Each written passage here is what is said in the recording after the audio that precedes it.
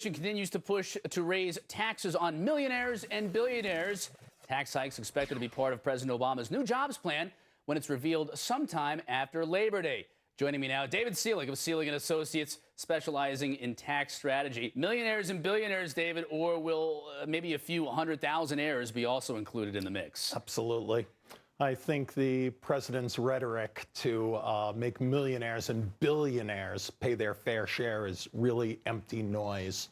The fact of the matter is, what we need is the government to return to generally accepted accounting principles and to spend our money wisely, become good stewards of our money. Without a plan, all the money they receive will just be wasted. There's really very little accountability, and throwing money at the problem is no solution. I hate it when the government, or anybody else for that matter, tries to say you're rich, you're poor, you're middle class.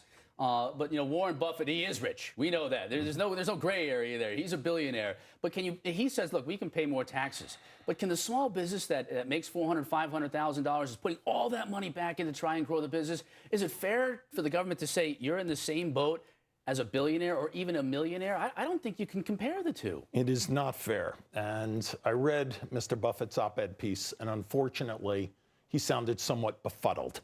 I think that's probably why the president is agreeing with him, because it is a very foggy notion of what to do. You take a small business or a medium-sized business, they are just squeaking by given the economy. And to keep their employees paid and pay their withholdings is very difficult. Once they get audited, frequently the Internal Revenue Service challenges expenses. When they do, they back it out, and it appears as if their income is much larger than it actually is. And it's very expensive for them to defend. All right, nobody knows, you mentioned generally accepted accounting principles, tax code that's about that thick. What can we do to shrink that down? What can we do to simplify this, to make it more fair for everybody?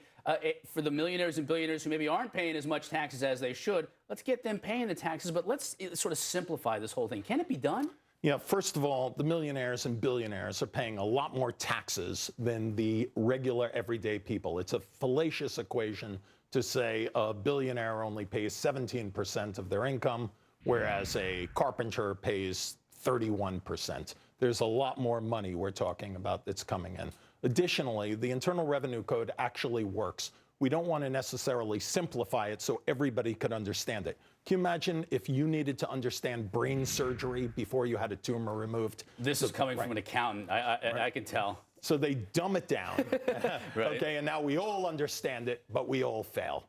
But a flat tax, I mean, can something be done where you have a flat tax and then maybe some sort of a VAT or a consumption tax on top of that, to where let's just everybody pay 20% or everybody pay 15% of income, and then you pay a consumption tax excluding food or excluding clothing or excluding education? Could you do that? Well, the proponents of the flat tax always are conspicuously silent on the corporate side of the house. So we wouldn't solve that particular problem. Additionally, it's a facile solution to a complex issue, particularly if the government is not going to get its arms around its spending. It wouldn't matter how much money is rolling in. Like, for instance, let's say Warren Buffett gave his entire fortune to the government right now. You'd have no reason to believe that money would be spent wisely, and no reason to believe they could account for a single dollar after 1 year. You know, Christine Romer, actually a former chairman of Mr. Obama's Council on Economic Advisors, even said herself, an increase in taxes by 1% of GDP for deficit reduction purposes would lead to a 3% reduction in GDP. To your point, David, you increase taxes for the higher income, and actually reduces economic activity. Absolutely. In the long run. David Selig, good to see you as always, my man.